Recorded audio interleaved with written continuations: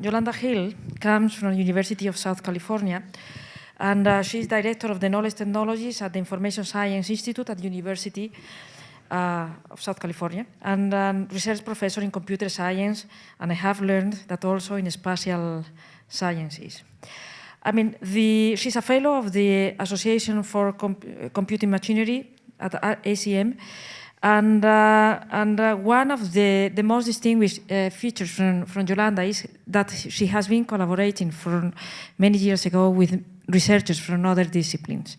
So he's going to, I mean, and in particular in the domain of semantic workflows, in order to try to automatize a lot of processes and data. So now she's going to talk about forming a new partnership for data science and scientific discovery in other disciplines. Thank you very much. I am an alumni of this institution. I did my undergraduate degree here, so I am very proud that this excellent meeting is taking place in this house, but also very grateful that you invited me to speak, so thank you. I want to talk about the connections that AI can have and the impact that AI can have in science as we move forward in the next few decades. So I want to talk about thoughtful artificial intelligence because I think it will produce scientific partners for us scientists and enable us to really transform science and make greater advances. Usually, we think of AI in terms of its recent successes, and they're all in our minds. So I want to visit some of these and describe them in a certain way. So you see at the top a lot of successes in AI. I put all these companies, and at the bottom. And what I would say is that there's a data tradition or a data thread in the innovations in AI. They're very much data rich and based on learning from data. There's another tradition in AI that I would call the knowledge thread, and we've heard quite a bit about it today, and we've heard some of the contrast between these two sides. I think in the knowledge thread, from IBM Watson to the Google Knowledge Graph to Apple Siri, we see this influence of AI's thinking in terms of representing knowledge, in terms of planning, problem solving, and task accomplishment. So I like to think about the knowledge thread when it comes to science, and it's something that you don't see highlighted as much, and that's what I will highlight in my talk. I want to say that there's a lot of applications in AI in science. You've probably heard more of the data thread side. You've heard about robots that drive through the ocean and collect data, or robot automation. There's also machine learning systems that, just like recommender systems, analyze climate data and make new discoveries in climate. But on the knowledge thread side, we also see that extraction from the literature leads to much more comprehensive and systematic accounts of the scientific record. We see knowledge graphs influencing how pharmaceutical companies manage their knowledge assets, and we see workflows that help understand the tasks that are accomplished in science in terms of data analysis. So in AI, there's a long tradition of the data and the knowledge threads. So a lot of early contributions in machine learning came from data analysis in science, really, and a lot of the knowledge threads from AI come from also motivations in working in science, so from the early expert systems to heuristic search, etc. And this is actually a couple of years old, and it talked about how AI will transform science and is transforming science, mostly talking from the data side. So let me switch gears a little bit and talk about how AI can transform science from the knowledge side. So I will make 4 points in my talk. I list them here, but I'll go one-on-one, talking about first how knowledge technologies are increasingly important in general in the world. So we've heard today about these industry-scale knowledge graphs, and these are all used to make a significant impact in these industries. And they're very important capabilities, and Enrico just told us another example of this. In natural language, 5 years ago, there was little interest in knowledge technologies. Now, the ability to extract common sense knowledge and facts from text is become of great interest, and using that knowledge to do further extraction. When we are thinking about computer vision, also the ability to use knowledge about the world and to extract knowledge about the world from images is more and more predominant in computer vision conferences. And then finally, in machine learning, there's more and more interest in incorporating physical laws that describe the data and other kinds of theories and knowledge to guide machine learning and the optimization functions that the machine learning algorithms use. So knowledge is becoming increasingly important. This is a slide that I use to say that the kinds of knowledge and the amounts of knowledge that we are using today are tiny compared to the amounts of knowledge about the world that a scientist has, or that any of us as a human have about the world. So this is a summary of an analysis where it talks about how many articles are in Wikipedia and its sister effort Wikidata to create a structured version of a knowledge base.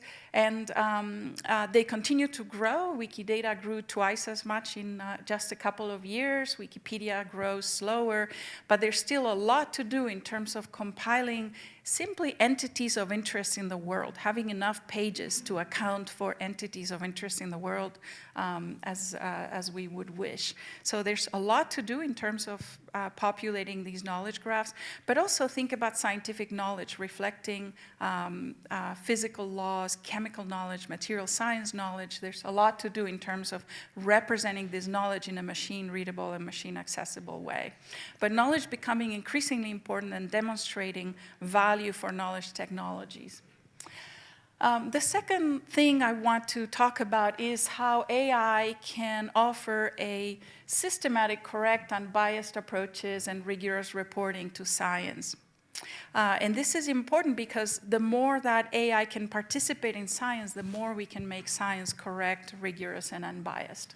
So I'll cite a few studies that may or may not surprise you about the human limitations that we have when we do science.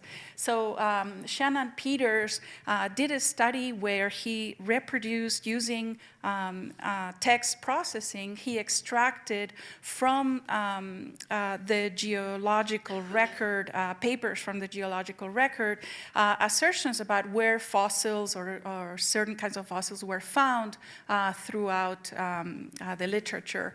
And he reproduced a study that someone had done by hand with their students, extracting from papers from the literature by hand, one by one, all of these fossil records. It turns out that the human made by hand database was very incomplete. And so the machine didn't do a perfect job, but the humans didn't do a perfect job either. So when we do analysis by hand and we compile information by hand, it's often not systematic. And all of us compile information from the literature every day.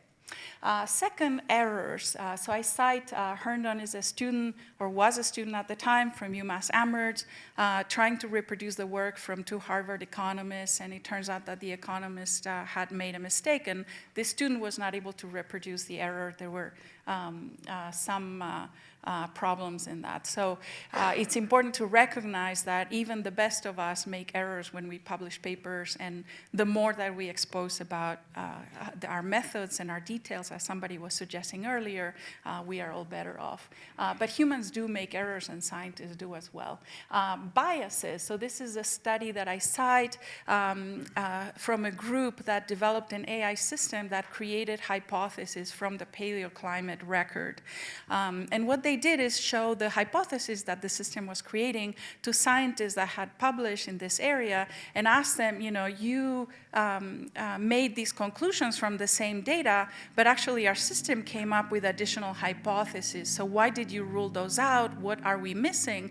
And the scientists, recognizing that they just did not think of those hypotheses or thought they were not worthy of accounting for, et cetera, et cetera. And so this AI system really was very systematic in suggesting hypotheses and not ruling things out up front. And then finally, poor reporting. We've done a lot of work in my group on this. This paper that I cite is on quantifying reproducibility. How much effort does it take to reproduce a piece of work, which is quite a bit, and that's why it's not done very often. So AI can really offer a more systematic, correct, and unbiased approaches, and also doing rigorous reporting. If you have an AI system that does some process, it can report exactly on what it was done. And so in our own work, we're working very hard on hypothesis-driven AI systems that simulate the scientific process that researchers go through. So in this example, this is an example from proteomics. We start with a hypothesis. Protein, I won't say it, is expressed in samples of a certain patient. And we have a system that understands that in order to test this type of hypothesis, one looks for certain types of data. So one might find genomics data, proteomics data, and so on. And depending on the type of data that one finds, one triggers a different type of analysis, which we call workflows. And so this system is thinking, what should be my line of inquiry? What kind of data should I look for? And then based on that data, what analysis should be done? And then we have meta workflows that summarize that analysis. And in this case, there's a revised version of that hypothesis that says that there's actually a mutation of that protein that is discovered. And what we find is that if you read a proteomics paper, the researchers typically pick one particular algorithm, one particular protein search algorithm, one particular algorithm for any steps of the analysis. In our case, we can explore all of the algorithms available, and we find a huge amount of difference, about 35% difference, depending on what particular method or algorithm you pick for the protein search engine.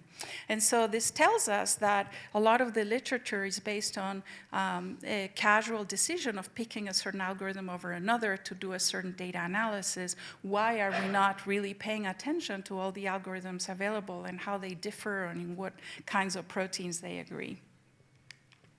So we have to look at ourselves. The point of this is to look at ourselves. I don't have a beard, but when I look at this picture, I really become a lot more conscious of my own limitations as a human doing science. And we all do our best, but we should be able to acknowledge this. So given that we spend a lot of time thinking about how do scientists do their job, what are the processes that they follow, what knowledge they bring to bear, and representing all of those problem solving and data analysis processes, the formulation of hypotheses, the testing of hypotheses, et cetera, et cetera.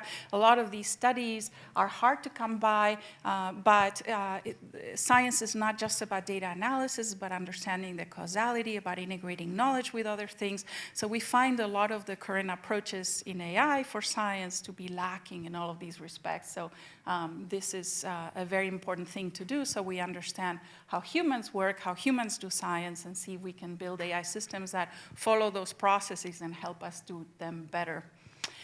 The third point I want to make is that it's particularly important to involve AI in science when it comes to interdisciplinary studies where we have fragmented knowledge about across disciplines, because we have limitations in how much we can synthesize and comprehend. So that picture is an actual workflow that involved about 4,000 people. I'll show you in a minute. So if you think about understanding the brain, understanding degeneration of the brain, brain disease, cancer. If you think about understanding our planet, environmental resources, ecosystems, they just require the integration of knowledge from many, many different areas and perspectives.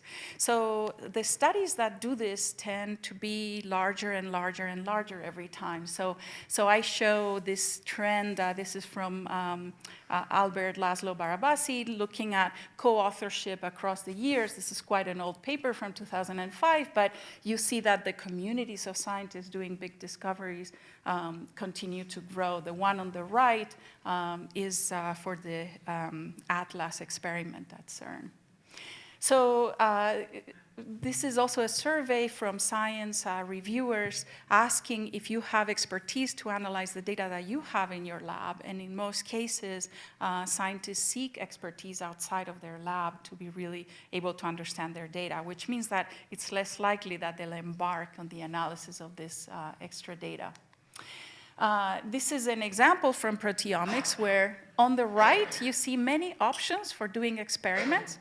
And on the left, you see many options for doing computational analysis of these experiments. And if you walk into any proteomics lab, I am told, I'm not a proteomics expert, but I am told that there will be expertise in some of these pieces, but not a comprehensive expertise in all of them. And so there's a lot of limited ways in which we are currently analyzing data. And this picture that I showed you before was created to reflect all the different tasks that were involved in the discovery of the Higgs boson. This paper has 4,000 authors, and I don't know if you can get an idea, but the 4,000 authors divided into subgroups. The result of the first subgroup went to another subgroup, and then other results went to different subgroups. So the flow of information and the amount of time that it takes to get 4,000 people organized to do any analysis like this makes it so that these big discoveries are slow to come. They're unique. They're not very common. We don't do this kind of discoveries every day. So how can we make these discoveries easy, more efficient, more common? Is my big question. So I think that if we have AI partners that really help us integrate knowledge across disciplines and pursue more interdisciplinary frontiers, we'll be able to make fundamentally new discoveries and do them more often.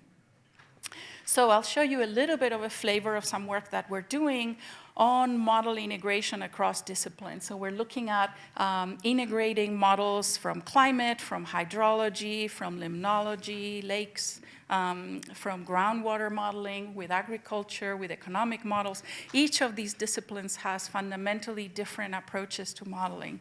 And we're trying to see how we can create models of food shortages in a region or the impact of climate predictions in a certain year on food availability, and using AI to really bridge across these disciplines.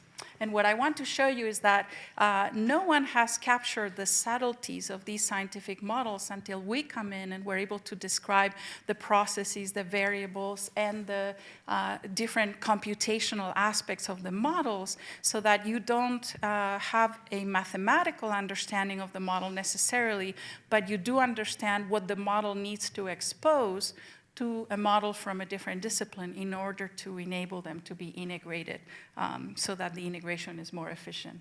So this is a relatively recent project, but it's very exciting to see modelers able to use models and integrate models in a matter of days or maybe hours rather than a matter of months, which is the current state of the art. So back to this idea of pursuing big science so that we can combine humans and computers, so that we can take advantage of making less errors and more systematic and more common big discoveries.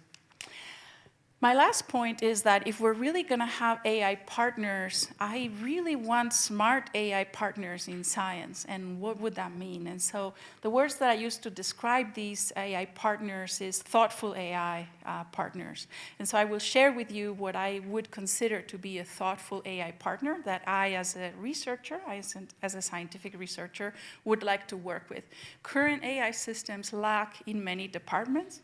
So this is my wish list for knowledge technologies that will make for effective human AI partnerships in science. So I'll use this example. I just showed you that big diagram for how 4,000 people did all of these interlocking tasks. But I use this as an example of how that process is so important and so key.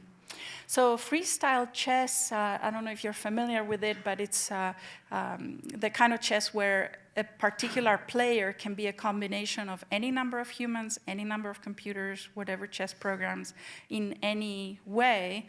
They just need to agree to the next move and play. So the chess champion is Anson Williams, and this is a comment from Garry Kasparov some time ago. And he said he was really surprised and really shocked that even weak humans with a reasonable machine were better than stronger humans, stronger machines, as long as the team had a very good process. So really understanding the strengths of each of the algorithms, each of the chess programs, each of the machines. When do you need a strong supercomputer? When do you not? When does a human play that type of play better is really crucial. So having a well-designed process was the most important thing for these teams to win. So, so there's your picture again. So where do we put the machines and how can we insert AI systems throughout this process? I'm not dreaming of an AI system where you just push a button and it discovers the Higgs boson. I am saying that throughout that process, there's got to be places where AI systems can really partner with scientists to do discoveries. And so my desiderata for these AI systems, these scientific partners of the future, I call them thoughtful AI systems. So I have 7 properties that I like, and we are doing work towards them, so I'll give you little examples of them. So the first one is the rationality principle. So I would like these AI systems to really use knowledge to drive their behavior. So if they know that there's a physics law that holds in the world that we all agree to, then the results that they show me should be consistent with this physics law. So I would like them to incorporate knowledge and show that in their behavior.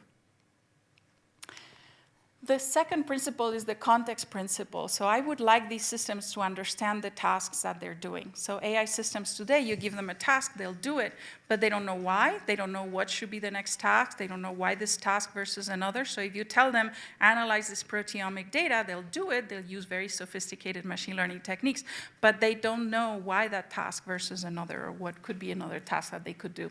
So in our MINT project for model integration, we are designing it so that the system understands the difference between diagnostic tasks or counterfactual tasks and so on. And so they really understand that they're pursuing the understanding of different types of scenarios, different types of interventions, different types of causality, et cetera, et cetera. It's very important to us.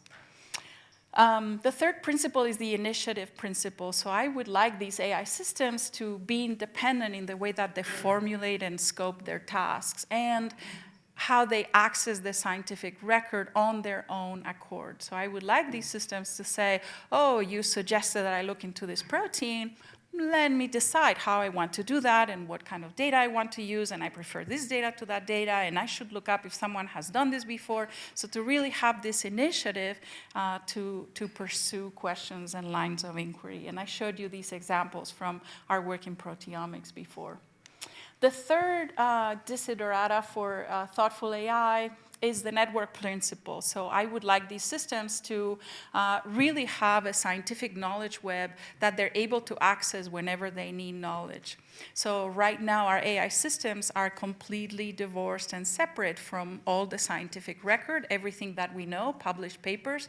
So we are doing a lot of work. These are basically icons that come from different projects and different systems where we are describing models, creating catalogs of scientific models, scientific software, scientific data, linking it to objects in the world, methods and their execution, provenance, workflows, et cetera, et cetera. So we put a lot of work in representing these things. The fifth one is the articulation principle. So I like these AI systems to communicate what they've done and how.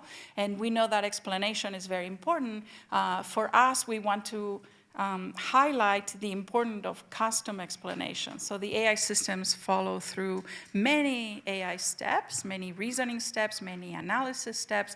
But if I am a researcher, I want to hear different things from if I am a programmer who wants to reproduce exactly all the methods that were followed to make that discovery. And so it's important to be able to customize the explanations and to ask follow-up questions to help someone else connect and understand what I am explaining. So the sixth one is to have an ethical principle, to have a sense of how sure am I of this piece of knowledge. Am I aware of the scope of the analysis that I did, and so on and so forth? And so, for example, in the proteomics domain, we've designed this so that for every hypothesis, we have a level of confidence. And the system automatically seeks out more data from the data repositories as proteomics data becomes available, and uses it to revise the confidence in the hypothesis. And so it's very important for us that this system is continuously seeking to be more confident on the things that it knows about. And the final one is the systems principle. So I think that we develop AI systems to live on their own world, in their own world, to do their own task, and they don't connect with other capabilities. So I think they need to be more modular and more connected to other things. So this is a summary, but I think that these kinds of AI systems, these thoughtful AI systems, would make for very good scientific partners and help us push things forward. I'm going to mention that in the knowledge side, we've always had an interest in machine learning, and we've always used machine learning, and Enrico's talk was a very good example of that. But we see machine learning and deep learning incorporating a lot of theories, knowledge, and graph-type structures into how machine learning works, which is very exciting. So I will stop because Asun is standing, but I want to remind you of the points that I made, that knowledge technologies are increasingly important. There's a reason for that, that AI can strengthen science by being more rigorous, less biased, and more systematic, that AI will excel at interdisciplinary research areas, and finally that we need AI that is more capable of being a science partner. Thoughtful AI is what I call it. That's it. Thank you.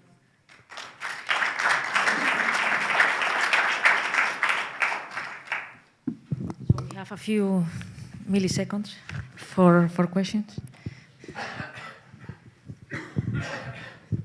In a millisecond, you said something early in your talk about bias, avoiding bias.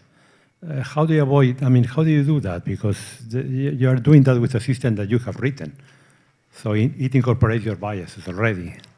So I mentioned a study that where the AI system was generating hypotheses, and none of them were ruled out by the system if the data was consistent with those hypotheses. But the human researchers basically focused their conclusions on the hypotheses that they liked best, not the hypotheses that necessarily were more likely or more promising or worth keeping around. So that's what I mean.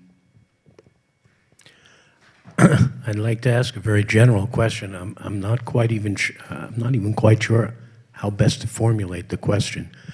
And this applies to you, perhaps, and the previous speaker, because you both discussed scientific revolutions and how they originate and this kind of thing. What have you or your colleagues analyzed what it is that motivates scientists, new scientists and established ones, to choose a particular topic? And I ask that on the basis of the following kind of hypothesis, which I put forward, which is that especially now when certain countries, large countries, put all their emphasis on impact factors of the journal in which things are published, then that provides an enormous motivation as soon as a paper appears in a very high impact factor journal for other scientists to change or begin research in an area which they may or may not have any interest in. They just jump on something, and then you get a revolution of some sort, which may be short or long-lived, or it may just crash when things are overhyped. How can you contribute to understanding the nature of human activity in this way? I think that's one of the most exciting topics in which having a lot of machine-readable science knowledge can help us. to see what areas might be emerging, like Enrico was pointing out, to see how we can build AI systems that shake the representations that we're using and morph them into something different so that we can get different insights. And most of all, to be able to understand how to do the business of science differently. I think, this is a long conversation, but I think the business of science is really being shaken by a lot of discussions about how publications and scientific products should be treated differently. Okay, so thank you, Yolanda.